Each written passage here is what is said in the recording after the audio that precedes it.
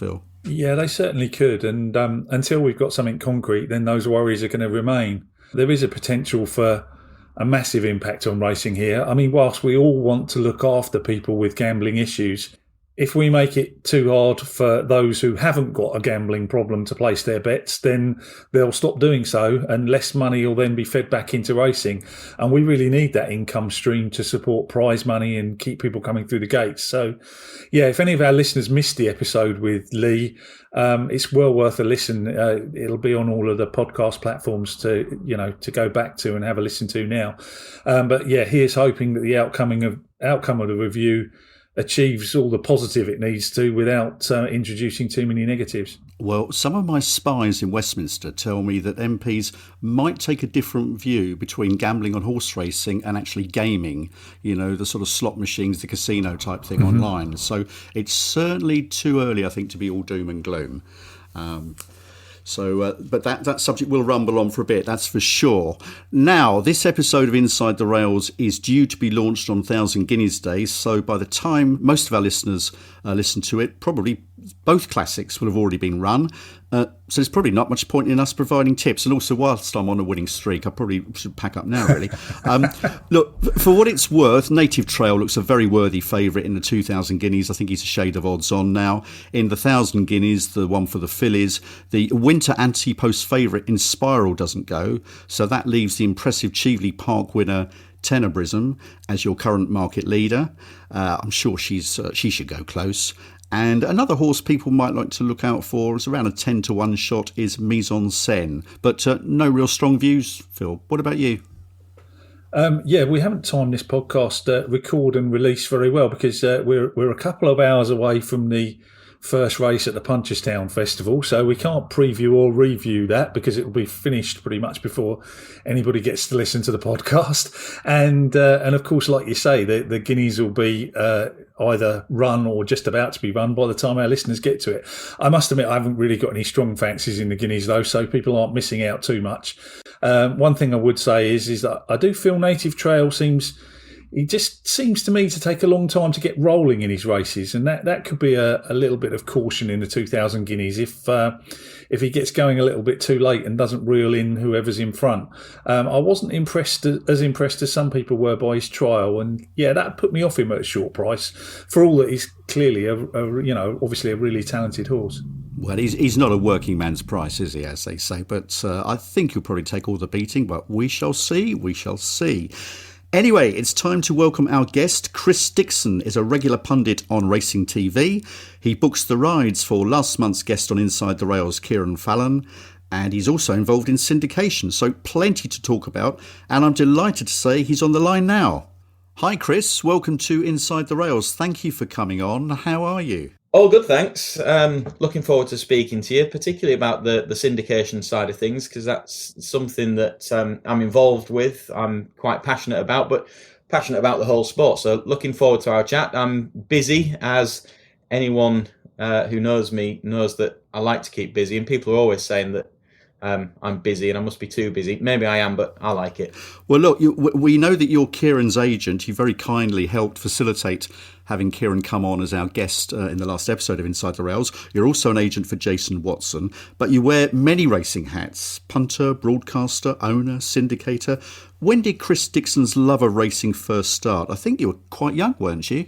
Yeah, I was quite young when I sort of got into enjoying watching it. It was just as a young kid, it was kind of part of the grandstand programme, wasn't it? That you kind of got a bit of racing through the BBC along with the rest of the sport and watching the football scores come in. I mean, I'm 39 now, so that'd tell you sort of when I was watching that kind of stuff. Myself and Martin used to sit and watch the racing together, and we'd bet sort of little bits of 2p's and things between us, or a bit of chewing gum or a sweet or whatever it might be. And that was kind of how we got into really enjoying it. And then my dad was a farmer, and he wouldn't go on foreign holidays. We wouldn't go on foreign family holidays. He'd never get on an aeroplane, because if something went wrong on the farm, he had to be able to get in the car and get back. So our holidays were always based around Britain, and Mum would always want a day or two looking around some stately home or a museum or something, which myself and Martin weren't really bang into. And the trade-off was that we'd get at least one day where we went to a race course and we went racing. So we went around most of the race courses in Britain by the age of sort of 13, 14 as a day out on family holidays. Wow. Now, you mentioned your brother Martin. I believe the two of you work quite closely together on the form side. Is that right? Yeah, we do. Myself and Martin, we've been very close since we were young kids, and we've always remained that way. And we've just got the same interests. And I suppose our interest in racing came from something that it was always something that we did together, and that's carried on right the way through. I think it's useful in this sport, whether it's your brother, a family member, whatever it is, to have other people to bounce ideas off and to discuss things with you, enhance your enjoyment of something by it being shared enjoyment, which I suppose we'll get onto with the syndication side of things. But for myself and Martin, it's always been something that we've enjoyed together, and as we've gone into it as careers, something that we've worked on together, and we help each other. And the situation is nowadays that there's so much racing going on, isn't there, that you need to have some way of helping make that workload on the racing front, of keeping on top of things, manageable. And one of the ways that we manage that is by working together, exchanging ideas, keeping on top of things, sharing notes on things. So we're very much a team effort when it comes to that kind of stuff, and working on pretty much most of the stuff that we do together. Okay, interesting. Now, look, you've worked for the Press Association and you now work for Racing TV. Is broadcasting one of your main roles? Can you tell us about that? What's your role in broadcasting? Yeah, so I'm sort of a presenter and pundit on Racing TV, and that is, I suppose, my core work. That's the thing that keeps me busiest. I do a fair number of days on the channel, more so during the summer than the winter. I tend to be a little bit quieter over the winter, but through the summer months, I'm kept pretty busy.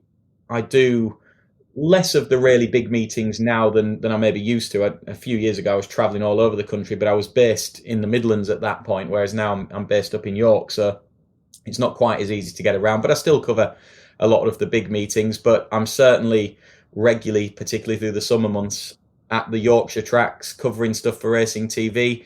And that, as you say, is basically my main role within racing. I've got other jobs that I do as well, but the broadcasting one is the one that anyone that would know of me would probably be through that. And it's a job that I really love. I started as a pundit, being the analyst, standing next to the presenter, answering the questions, giving a view on the form, on the race, whatever it was that I was asked. It's kind of developed into I do a bit of presenting now as well. And I really enjoy both roles. But essentially, I'm getting paid there to stand and talk about racing, something that I enjoy with other knowledgeable people. And it doesn't really feel like work a lot of the time. And I like being on top of the form book. So the prep work is a big part of the work, but I really enjoy that prep work. So to me, my job is something that I enjoy, and it doesn't really feel like work. And for that, I'm very lucky, obviously. Yeah, I think Phil and I would agree with that. Or I think everybody works in racing, to be honest. You know, certainly a lot of people do feel that, don't they? We're very fortunate. Now, you mentioned your brother Martin. Who are some of the other big influences on you in racing? Are there any mentors or people that you particularly respect that you've worked with along the way? Yeah, plenty of them. I suppose I'd always go back to the very early stages of my career in racing, I suppose. And when I worked at the Press Association, there was my line manager there, a fellow called Nigel Burns, who was extremely helpful to me and really encouraged me to sort of kick on and not hang around. Even though I was working under him and I was a part of his team, he was very encouraging to broaden my horizons and not just stay where I was, which would have been easy to do because where the PA was based was very close to my parents' house. I could have been on Easy Street and just enjoyed that, but he did sort of encourage me. And then one of the things that he encouraged me to do, as I say, was to broaden my horizons, and that meant that I ended up going down to work in East London at Coral's head offices in Barking, which was a big move for me at the time, moving down south. And I lived in Essex, travelled into London. My boss there, my line manager there, was a fella called Rob Brady, who's a really good friend of mine and has been basically since I went and started working for him. And again, he really encouraged me to push on. And then, so those two people kind of helped send me in the right direction. And since then, probably the two people that had the most influence for me, again through a point of encouraging me to go on was Nick Luck and Richard Hoyles, who were the two people that I got introduced to through working at Coral. And they encouraged me that I should be going into the TV side of things. I was a staff broadcaster, betting shop broadcaster, basically, largely covering racing, but covering a bit of everything at Coral. And through that, I worked with them, and they encouraged me to go onto racing TV, set up a screen test, and that's how I ended up doing it. So those are the people that kind of, I suppose, had the biggest influence in getting me going, and did act as mentors along the way. There's been plenty of people that I respect. Lydia Hislop's been a massive help to me along the way. There's loads of people that have been, and with more recent things, trainers that I've worked with closely and things like that. But I'd be sat here for ages if I had to sort of nod to anyone that I respected and that has helped me along the way, because that's what it's like, isn't it? You need people to give you a bit of a leg up, and I'd hope that along the way, having got into a position where I'm quite fortunate, that I'm going to be able to help people and advise and give them a leg up along the way. That's good to hear, Chris. Now, you've mentioned syndication a few times, and obviously it was a big factor in setting up Inside the Rails was that Simon and I, both being syndicators, wanted to promote shared ownership. Can you tell us a little bit about your role in syndication? You know, how hands-on you are? Do you, for example, buy the horses yourself that go into your syndicates? Yeah, very, very hands-on is the answer there, Phil. We are really right on the ball with what's going on. We're very closely associated with our trainers. We work with them very closely. We do buy the horses, source the horses ourselves. We're very much involved in the campaigning of those horses. We're not telling the trainers how to train them, but when it comes to race planning and things, we're very much in charge of that, helped by what the trainers are telling us. But it's sort of our thinking on that. We are very, very hands-on, probably more so than most people that are owning horses or syndicating horses would be, I suspect. Our role in it, well, it started out, Phil, as myself, Martin, and a couple of friends owned a horse together, then decided we wanted some more, and we kind of had a syndicate of the four of us. Over a period of time, and when COVID hit, things changed a little bit with the prize money situation, and we'd been asked for a while whether we would open up our syndicates and offer some shares to people. And it just seemed that the time was right to do it, and we felt we were in a position where we could give people a positive ownership experience. So we decided to up the numbers of horses that we had, retain a good percentage of the horses ourselves as the initial ownership group, but sell on some 10% shares in those horses. And as a result, that meant we could afford more horses. So we've got quite a few on the go at the moment, and we're hoping to get some more on the go in the future. And it's kind of just grown from there. Great stuff, great stuff. And have you had any big ownership successes? Depends in what sense you mean of big. I mean, we've had quite a lot of winners since we started. I think with our first winner, we've had a few different syndicate names where they really run under the name of the Horse Watchers now.